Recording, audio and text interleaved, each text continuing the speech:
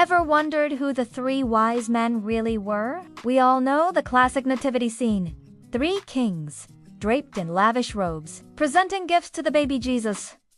But the real story is far more mysterious and fascinating than you might think. What if I told you they might not have been kings at all, and that the Bible never actually says there were three of them? Today, we're pulling back the curtain on one of history's most enduring legends. We'll journey from ancient prophecies to the star-dusted deserts of the East, uncovering the truth behind the Magi. So, grab a cup of something warm, get comfortable, and let's solve this ancient mystery together. To start, let's go directly to the source, the Gospel of Matthew. It's the only one of the four Gospels that mentions these mysterious visitors. Matthew chapter 2 says, "Now after Jesus was born in Bethlehem of Judea in the days of Herod the king, behold, wise men from the east came to Jerusalem, saying, 'Where is he who has been born King of the Jews? For we saw his star when it rose, and have come to worship him.'" Notice anything. Matthew doesn't call them kings. He calls them wise men, or, in the original Greek, magi. So who were the magi? The term originally referred to a priestly caste of Zoroastrianism in ancient Persia, what is now modern-day Iran. These weren't just fortune tellers. They were the intellectual elite of their time. They were renowned astronomers, philosophers, and counselors to kings. Think of them as the scientists and scholars of the ancient world. Their knowledge of the stars was legendary. They believed that celestial events were connected to happenings on Earth, so an unusually bright star would have been a major sign for them, a cosmos announcement of a monumental event. Their journey wasn't just a casual trip. It was a scholarly expedition driven by prophecy and scientific observation. They were following a celestial breadcrumb trail across hundreds of miles of harsh terrain. This wasn't a journey for the faint of heart. It would have taken months, maybe even a year or two, and involved a large caravan for protection and supplies. Now, what about the number 3? Why do we always say 3 wise men?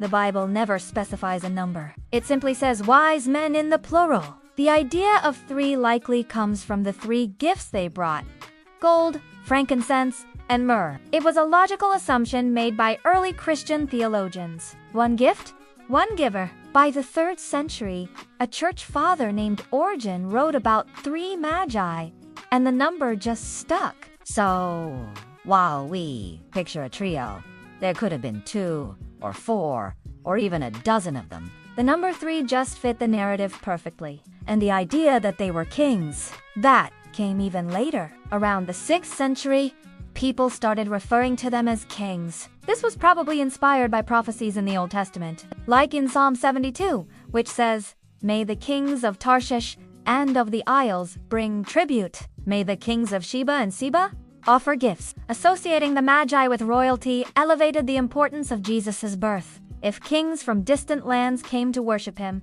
it proved he was the King of Kings.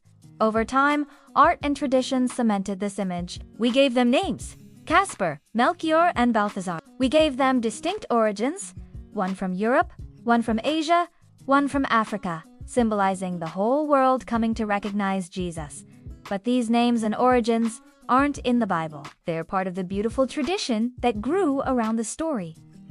Let's talk about that star, the Star of Bethlehem. Was it a miracle, a natural event, or something in between? For centuries, astronomers and theologians have debated this. Some believe it was a purely supernatural sign from God, visible only to the Magi.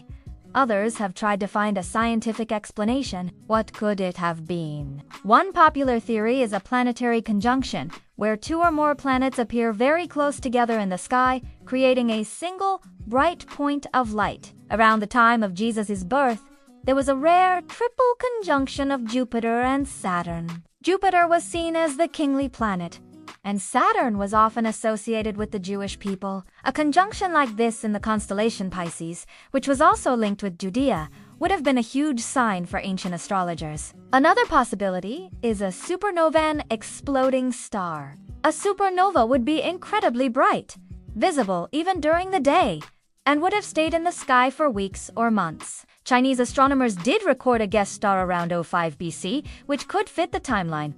Or perhaps it was a comet. Halley's Comet was visible around 12 BC, but that's a bit too early. Comets were also often seen as bad omens, not signs of a royal birth.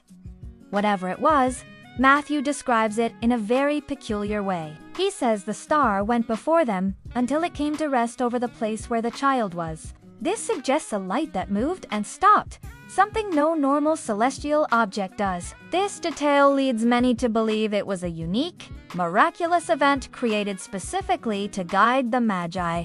Now, let's unpack those famous gifts: gold, frankincense, and myrrh. These weren't just random, expensive presents. Each one was deeply symbolic. Gold is the classic gift for a king. It represents wealth, power, and earthly kingship. By offering gold, the Magi were acknowledging Jesus' status as the newborn king of the Jews. It was a political and royal statement. Frankincense is an aromatic resin harvested from a specific type of tree. When burned, it produces a fragrant smoke. In ancient times, it was used as incense in temples during worship. It was a gift for a deity. By presenting frankincense, the Magi were recognizing Jesus' divinity, acknowledging him not just as a king, but as God. And finally, myrrh. This one is the most somber. Myrrh is also a fragrant resin, but it had a very different use.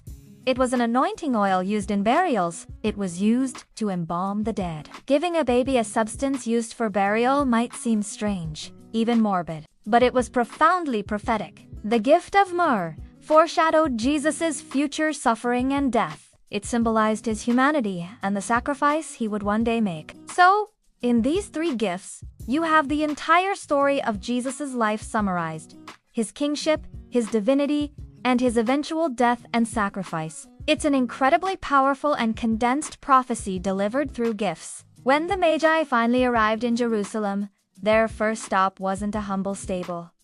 It was King Herod's palace. They logically assumed a newborn king would be found in the capital city with the current ruler. This caused a huge stir. Herod, a notoriously paranoid and ruthless ruler, was troubled, and all Jerusalem with him. The last thing he wanted was a rival to his throne. He gathered his own scholars, who confirmed the prophecy that the Messiah would be born in Bethlehem. So Herod cleverly told the Magi to go find the child, and then report back to him so he could come and worship him too, though his real intention was to eliminate this potential threat. The Magi followed the star from Jerusalem to Bethlehem, found Mary and Joseph with the young child, and presented their gifts. After this moment of worship, Matthew tells us they were warned in a dream not to return to Herod, so they went back to their own country by another route. They came, they worshipped, and they disappeared from history, leaving behind a legacy of mystery and faith. Their story isn't just a quaint part of the Christmas narrative. It's a story about seeking truth, no matter how long or difficult the journey. It's about the collision of faith and science, prophecy and astronomy. It shows that the announcement of Jesus' birth wasn't just a local event. It had cosmic significance, recognized by scholars from a completely different culture and land. The Magi were the first Gentiles, the first non-Jews, to recognize Jesus, prefiguring a message that would eventually spread to all corners of the globe. So, the next time you see a nativity scene with three kings kneeling at the manger, remember the deeper, more complex story behind the simple figures. Remember the Persian astronomers? The brilliant scholars who followed a celestial sign across a continent? Remember the symbolic gifts that told a story of a king, a god, and a sacrifice? And remember that the core of their story is a relentless search for truth, a journey that still inspires millions of people around the world today. Thank you so much for joining me on this deep dive into the story of the wise men. If you enjoyed this journey into history and mystery, do you want to forget to hit that like button and subscribe for more videos where we uncover the fascinating stories behind the things we think we know. What are your thoughts on the Magi? Let me know in the comments below. Thanks for watching, and I'll see you in the next one.